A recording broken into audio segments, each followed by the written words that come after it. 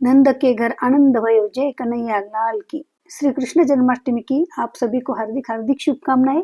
जय लक्ष्मी माता। स्वागत है आपका अपने चैनल श्रद्धा से भक्ति भावना में। श्री हरि विष्णु और माँ लक्ष्मी जी की कृपा आप और आपके समस्त परिवार पर सदैव बनी रहे।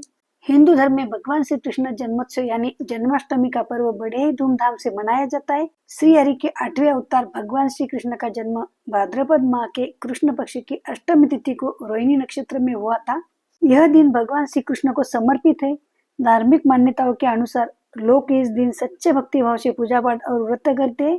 तो आज के वीडियो में हम जन्माष्टमी पर लड्डू गोपाल जी की किस प्रकार पूजा की जाती है बिल्कुल सरल तरीके से बताने वाली हूँ। तो वीडियो अत्यंत महत्वपूर्ण है, इसलिए वीडियो अंत तक जरूर देखिएगा। इस साल अष्टमी तिथि और रोहिणी नक्षत्र का संयोग दो अलग अलग दिनों में पड़ रहा है। इसके कारण 2 दिन जन्माष्टमी मनाई जा रही है। ऐसे में 15 अगस्त को कृष्ण जन्माष्टमी का पर्व मनाया जाएगा और वैष्णव जन 16 अगस्त को जन्माष्टमी मनाएंगे।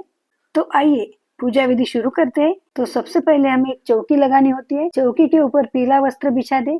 आप चाहो तो घर के मंदिर में भी पूजा कर सकते हैं, यदि आपके मंदिर में इतना स्पेस है तो।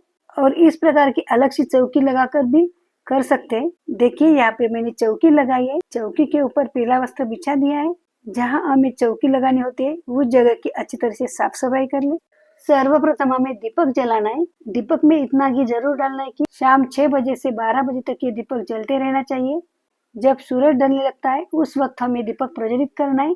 आप एक पीतल की थाली लीजिए, कांचे की या सोने की या चांदी की, जो भी आपके पास है वो लीजिए। सिर्फ स्टील की नहीं लेना है, क्योंकि ज्यादातर स्टील पूजा में यूज नहीं किया जाता है। देखिए यहाँ पे मैंने पीतल की थाली ली है। थाली में सबसे पहले स्वस्तिक बना लेंगे। उसमें चावल या फूलों का आसन देकर लड्डू गोपाल जी को विराजमान करेंगे।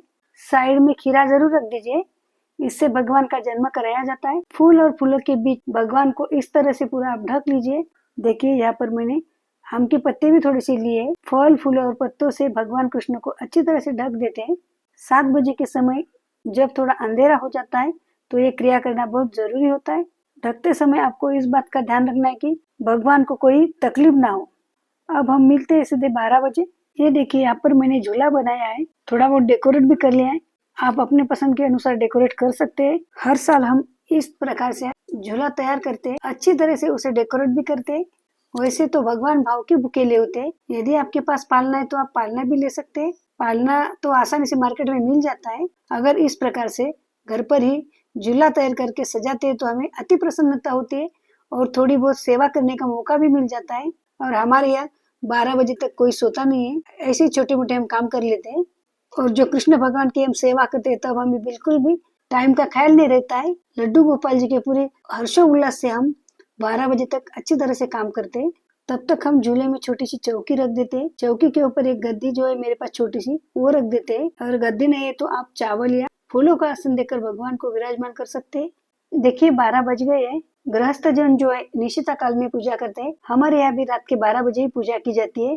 ताली या घंटी या शंख बजाकर भगवान का स्वागत किया जाता है। तो आपके घर में जो भी घंटी शंख नहीं है तो ताली बजा के आप भगवान का स्वागत कर सकते हैं। इसके बाद जितने भी फूल फल है इसे हटा देना है हमें, और आप पूजा के बाद इसे प्रसाद की तरह सभी में बांट सकते हैं। इसके बाद किया जाता है नाल छदन, ये बहुत जरूरी होता है। खीरे से भी करते हैं, काफी सारे लोग कद्दू से भी भगवान श्री कृष्ण का जन्म कराते हैं। तो ये सारे अपने अपने घर की परंपरा है, परंपरा के अनुसार आप कीजिए। खीरे से जन्म करवाना अच्छा माना जाता है। देखिए यहाँ पे मैंने 1 रुपए का सिक्का लिया है। जिस तरह से घड़ी घूमती है उसी दिशा में हमें सिक्के को घुमाना है। घुमा कर जो उसके ऊपर वाला जो हिस्सा होता है ना, जहाँ खीरे की डंडी होती है, उस हिस्से को काट कर आप लीजिए। देखिए उस हिस्से को हमने काट कर लिया है। काफी सारे लोग तुलसी के वृक्ष के नीचे गाड़ देते हैं। ये जो खीरा का बाट हमने कट किया है उसे बहुत ही शुभ माना जाता है। तो देखिए भगवान का जन्म हो गया है। हाथी घोड़ा पाल की, जय कन्हैया लाल की। तो सबसे पहले हम क्या करेंगे, श्री गणेश भगवान का पूजन कर लेते हैं। भगवान गणेश को हम गंगा जल मिश्रित शुद्ध जल से स्नान करा लेते हैं। पहले शुद्ध जल, फिर पंचामृत, फिर जल से स्नान करा लेते हैं। देखिए भगवान गणेश की मूर्ति आपके पास है तो लीजिए, वरना आप सुपारी स्वरूप गणेश जी की स्थापना कर सकते हैं। ओम गम गणपते नमः। ये देखिए यहाँ पर मैंने भगवान गणेश के लिए लाल रंग का आसन बिछा दिया है। थोड़े से चावल या पुष्प का आसन देकर भगवान गणेश का अंग पोषण करके विराजमान कर लेते हैं, क्योंकि गणेश जी का सबसे पहले पूजन किया जाता है। अब हम प्यारे लड्डू गोपाल जी को स्नान करा लेते हैं। जन्म के बाद श्री कृष्ण भगवान का जल पंचामृत से अभिषेक किया जाता है। तो सबसे पहले अब हम गंगा जल मिश्रित शुद्ध जल से अभिषेक स्नान करा लेते हैं। ओम नमो भगवते वासुदेवाय नमः। ओम नमो भगवते वासुदेवाय नमः। ओम नमो भगवते वासुदेवाय नमः। इस मंत्र का जाप जरूर कीजिए। यदि आपके पास लड्डू गोपाल जी का विग्रह नहीं है तो घर पर सरल विधि से हम किस प्रकार पूजन कर सकते हैं, ये मैं अगले वीडियो में बताऊंगी। तो दोनों भी वीडियो अत्यंत महत्वपूर्ण है, इसलिए अंत तक जरूर देखिएगा। अब हम पंचामृत से स्नान अभिषेक करा लेते हैं। आप चाहो तो 5 चीजों को मिलाकर अभिषेक कर सकते हैं या उन्हें अलग अलग लेकर भी कर सकते हैं, यानी कि दूध, दही, घी, शहद और शक्कर। अब हम लड्डू गोपाल जी को शुद्धोदक स्नान करा लेते हैं। यदि आपके पास शंख है तो शंख से भी स्नान करा लेना बहुत शुभ माना जाता है। नहीं है तो कटोरे में सामान लेकर भी आप कर सकते हैं। आप किस प्रकार से पूजा करते हैं, इससे ज्यादा आपका भाव ज्यादा महत्व रखता है। रात के 12 बजे भगवान का पूजन करते हैं। काफी सारे लोग जन्माष्टमी का व्रत रखते हैं। कहते हैं जितना फल आपको हजारों एकादशी का व्रत करने से मिलता है, वो केवल जन्माष्टमी का व्रत करने से मिल जाता है। यदि आपके शरीर में इतना सामर्थ्य है तो इस व्रत को आप जरूर करें। इस व्रत में अन्न तो नहीं खाया जाता है, आप कोई भी फलाहार वगैरह भी कर सकते हैं। देखिए आपके घर की जो परंपरा है उसी तरह से कीजिए, क्योंकि हर घर की अलग अलग परंपरा होती है। देखिए यदि आप व्रत भी नहीं रखते तो इस दिन लड्डू गोपाल जी का 12 बजे जरूर अभिषेक कीजिए और उनका पूजन कीजिए। इसके बाद स्नान करने के बाद अंग पोषण कर लेते हैं लड्डू गोपाल जी का। इन्हें सुगंधित इत्र लगा देते हैं और सुगंधित इत्र लगाने से पूजा का जो माहौल होता है ना, वो बड़ा ही प्रसन्न होता है। इसके बाद आप भगवान के लिए जो भी नए वस्त्र लेकर आए वो लीजिए। उनके श्रृंगार के लिए जो भी सामग्री लेकर आए, तो जो भी आप भाव से अर्पित करेंगे उसे भगवान खुशी खुशी स्वीकार करते। और इसमें जो है ना, भगवान बहुत सुंदर दिखते। तो भाव से भगवान को आप स्नान कराए, तैयार करें। तो देखिए सबसे पहले हम दीप पूजन कर लेते हैं। दिए को हल्दी, कुमकुम, अक्षत और पुष्प अर्पित कर देते हैं, नमस्कार कर लेते हैं। अब भगवान गणेश का पूजन कर लेते हैं। गणेश जी को हम चंदन से तिलक करा लेते हैं, जनेऊ अर्पित कर देते हैं, वस्त्र रूपी कलावा समर्पित कर देते हैं। हमारे यहाँ कपास का भी वस्त्र पहना जाता है तो वो भी समर्पित कर देते हैं। भगवान गणेश को रोली से भी टीका कर सकते हैं। हल्दी, कुमकुम, अक्षत चढ़ा देते हैं और गुड़हल का पुष्प अर्पित कर देते हैं, भोग समर्पित कर देते हैं।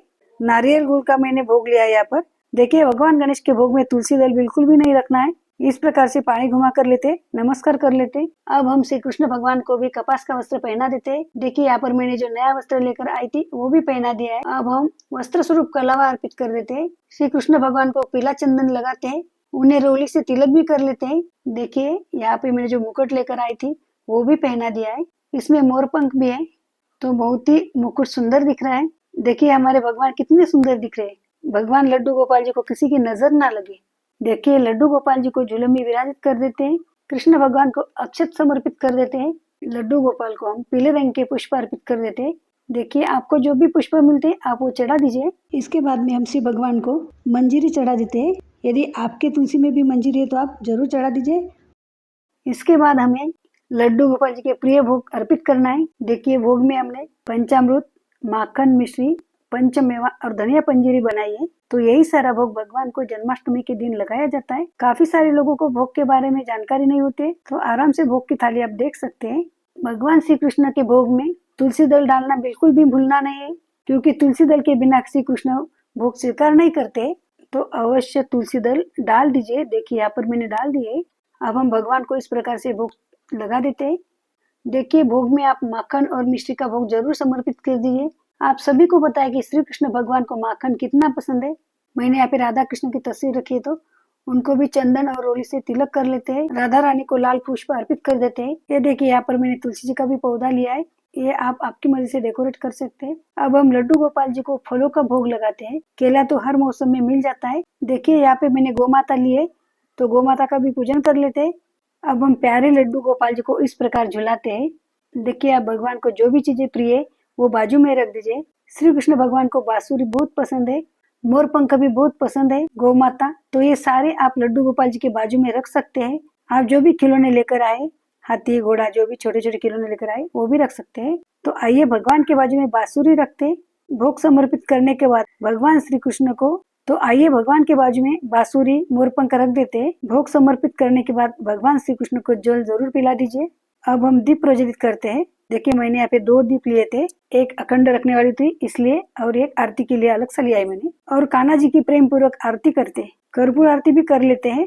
आरती कुंज बिहारी की, श्री गिरिधर कृष्ण मुरारी की। धूप दीप आरती भगवान को दिखा देते हैं। अंत में आपके सामर्थ्य के अनुसार दक्षिणा रख दे। इस दिन श्री भगवान कृष्ण की नजर भी उतारे, कोई मोर पंख से उतारता है। आखिर में नमस्कार कर लेते हैं और क्षमा याचना करते हैं और प्रार्थना करते हैं कि हे कान्हा जी, आपकी कृपा और आशीर्वाद हम सब पे बना रहे और सबका कल्याण करे और घर में हमेशा सुख समृद्धि बनी रहे। बाद में जब पूजा हो जाए तो इस प्रसाद को आप पूरे घर वालों में बांट सकते हैं। अगर आपने व्रत किया है तो धनिया पंजीरी खाकर व्रत को पूरा किया जाता है। देखिए, आपके घर वाले यदि सो गए तो आप सुबह भी इस प्रसाद को बांट सकते हैं। आप आस पड़ोस में भी ये प्रसाद बांट सकते हैं। आपने जो भी फल रखे हैं, भोग चढ़ा है, इसे सभी में आप बांट सकते हैं। तो इस प्रकार हम बिल्कुल सरल तरीके से और सीधे तरीके से भगवान लड्डू गोपाल जी की सेवा करते हैं, उनका जन्म करवाते हैं, व्रत करते हैं और पूरी रात हम श्री भगवान कृष्ण का भजन कीर्तन करते हैं। आशा करती हूँ ये वीडियो आपके लिए यूजफुल रहा होगा। यदि आपको ये वीडियो थोड़ा भी यूजफुल लगे तो वीडियो को लाइक किया कीजिए, क्योंकि आपका एक लाइक हमारे लिए बहुत महत्वपूर्ण है। इससे हमें और अच्छे वीडियो बनाने की प्रेरणा मिलती है। ज्यादा से ज्यादा शेयर जरूर कीजिए और यदि श्री हरि के आप सच्चे भक्त हैं तो कमेंट पे उनके नाम का जयकारा जरूर लगा दे। और हाँ, सबसे महत्वपूर्ण बात, यदि आप मेरे चैनल पे नए हो या पहली बार आए हो तो चैनल को सब्सक्राइब करना बिल्कुल भी ना भूलें। साथ ही में बेल आइकन में क्लिक करें ताकि जब भी नया वीडियो अपलोड करूंगी सर्वप्रथम आपको नोटिफिकेशन मिल जाएगा। तो मिलते हैं ऐसे ही और जानकारी पूर्वक वीडियो के साथ। धन्यवाद। जय लक्ष्मी माता। ओम नमो भगवते वासुदेवाय नमः। हाथी घोड़ा पाल की, जय कन्हैया लाल की।